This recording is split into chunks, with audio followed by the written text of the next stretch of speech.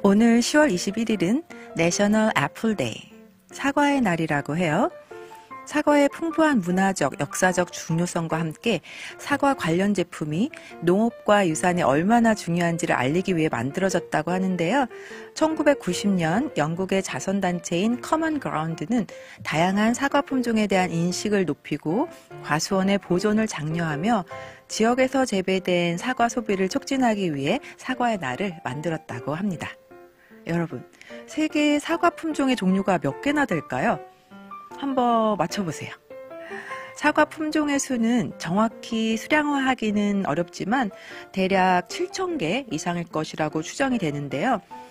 각 품종은 맛, 외관, 질감 면에서 독특한 특성을 가지고 있는데요. 신선하게 먹거나 베이킹 또는 사과주 제조 등 여러 용도로 사용되기 때문에 새로운 품종이 끊임없이 개발되고 있다고 합니다. 이 사과의 날은 10월 21일에 매년 영국에서 기념되는 연례 행사로 성장을 했는데 사과와 과수원에 대한 감사, 지식 공유, 지역 및 지속 가능한 식량 생산을 지원한 기회를 제공한다고 하는데요. 과수원과 전통 사과 품종 보존의 중요성, 지역 농업 지원, 그리고 맛있고 다재다능한 사과를 즐기는 날이라고 합니다. 사과의 역사는 기원전 20세기경 발칸반도로 거슬러 올라가는데요. 스위스 토골 주거지에서 탄화 사과가 발견됐는데 그 역사는 4,000년 이상으로 측정이 됩니다. 발칸반도의 원생종은 두 방향으로 진화했는데요. 하나는 실크로드 동쪽으로 퍼져 중국 서부와 시베리아를 거쳐 우리나라에까지 분포한 아시아계로 능금이라고 하는데요. 다른 한 종은 서쪽으로 가서 유럽 남동부인 코카서스, 튀르키예에서 2차 중심지를 형성했습니다. 중앙아시아의 원생 사과가 실크로드를 타고 유럽으로 16, 17세기에 전파된 이후 꽃사과의 영향을 받아 여러 형태로 교배되어 개량 사과가 생겨났다고 합니다. 여러분은 사과하면 어떤 게 제일 먼저 떠오르시나요? 사과는 물리학자 아이작 뉴턴을 떠올리게 하죠. 뉴턴은 사과가 떨어지는 것을 보고 중력의 법칙을 깨우쳤죠. 그리고 철학자 스피노자의 내일 지구가 멸망해도 오늘 한 그루 사과나무를 심겠다라는 말도 떠오르고요. 저는 어머니가 아침에 먹는 사과는 금, 점심에 먹는 사과는 은, 저녁에 먹는 사과는 동이라면서 아침에 꼭 사과를 주셨는데요. 아침에 먹는 사과가 그렇게 건강에 좋다고 하니 우리 함께 아침마다 사과 먹을까요? 첫 곡으로 띄웁니다. 최여름의 황금 사과.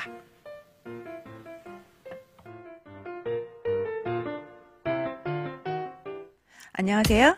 자스민의 기분 좋은 날, 자기 날의 자스민입니다. 선물 같은 오늘이 또 찾아왔네요. 오프닝에서 오늘이 사과의 날이라고 했는데요. 사과의 종류가 7,000종이 넘는다고 하니 정말 대단하죠?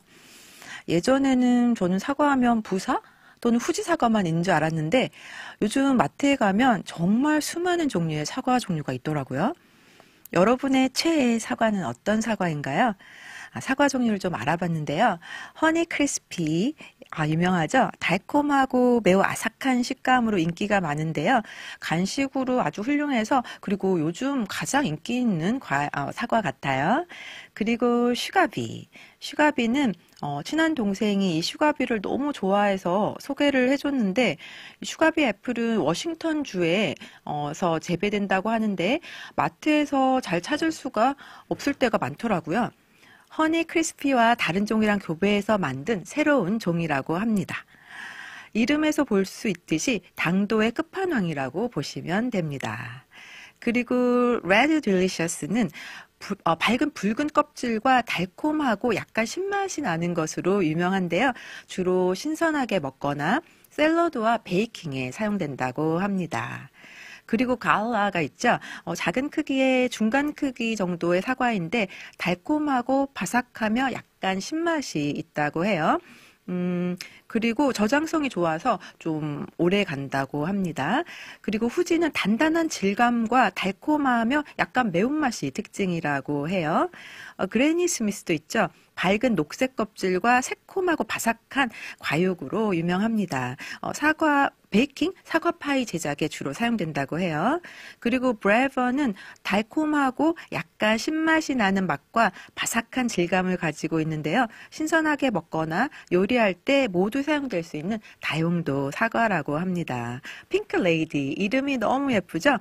달콤하면서도 새콤한 맛과 바삭한 질감으로 유명하고 신선하게 먹거나 샐러드에 사용됩니다.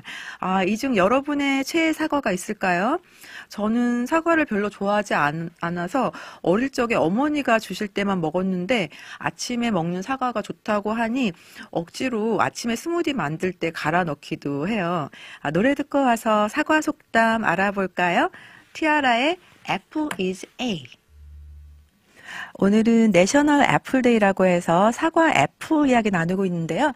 저한테 애플은 행운의 날인가 봐요. 너무 반가우신 애청자분이 제가 너무나 그리워했던 스님 그리고 민트님이 동시에 출연을 유튜브 채팅방에 나오셨는데요.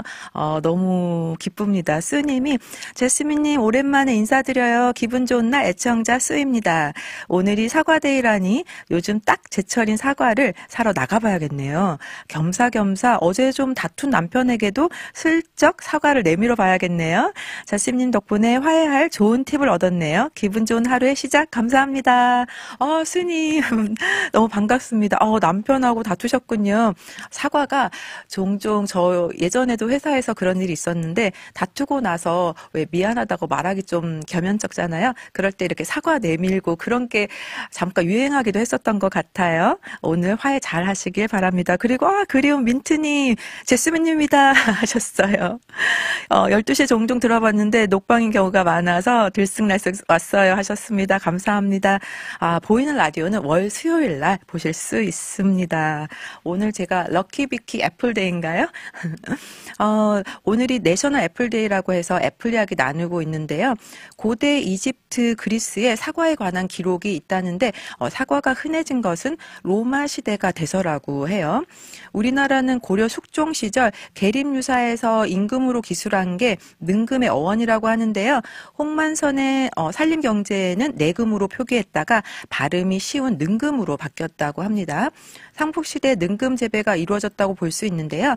서양 사과는 17세기 조선 인조의 셋째 아들인 임평대군이 중국에서 가져왔으나 재배되지는 못했다고 해요.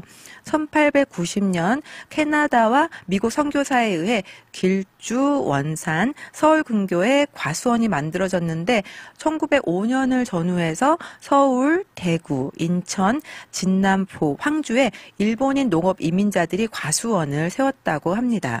한국인으로서는 1901년 원산의 윤병수가 사과 생산을 시작했다고 합니다.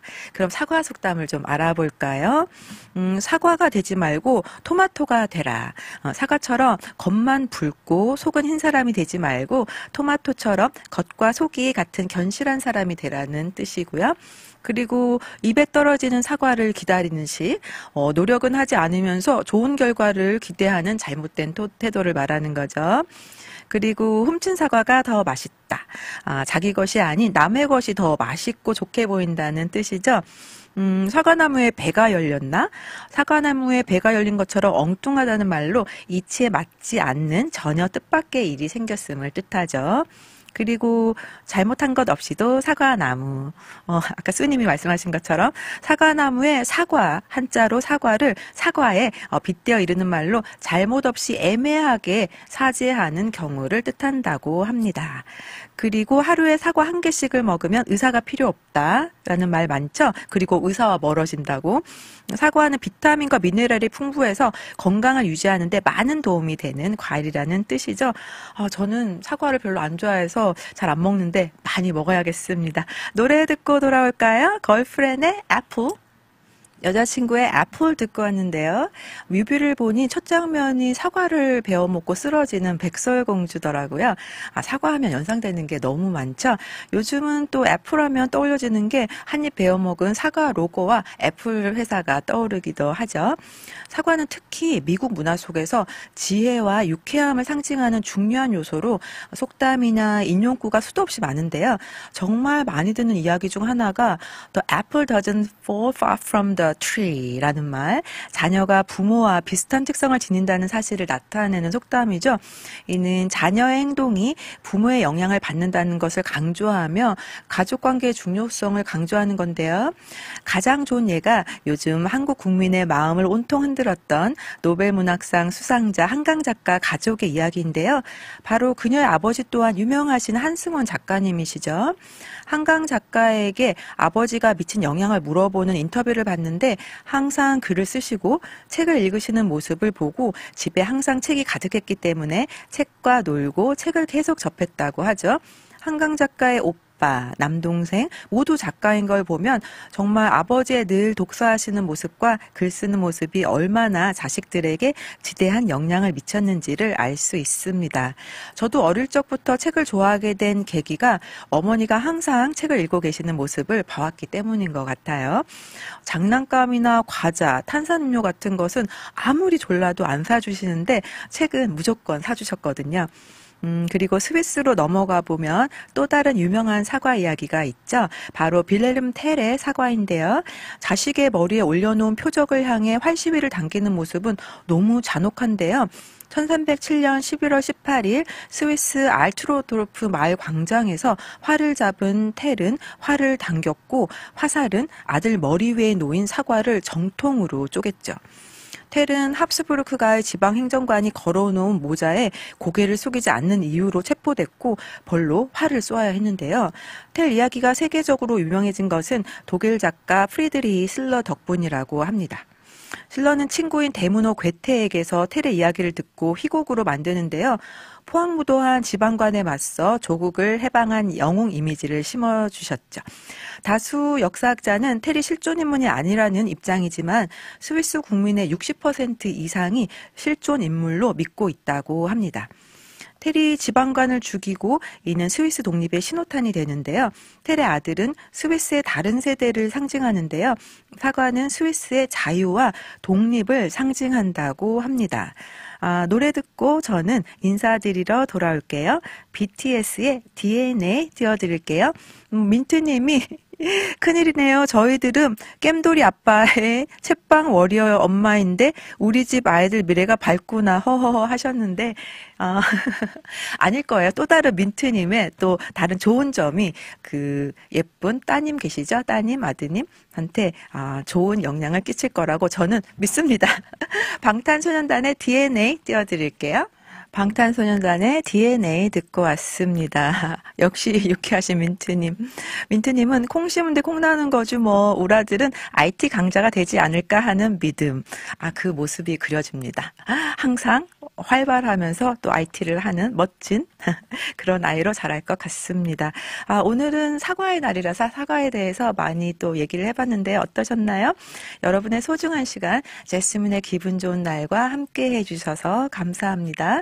저는 내일 화요일 12시 15분에 다시 찾아올게요. 끝곡으로 이무진의 청혼하지 않을 이유를 못 찾았어 띄워드릴게요. 여러분 오늘도 기분 좋은 날 되세요. 사과도 많이 드세요.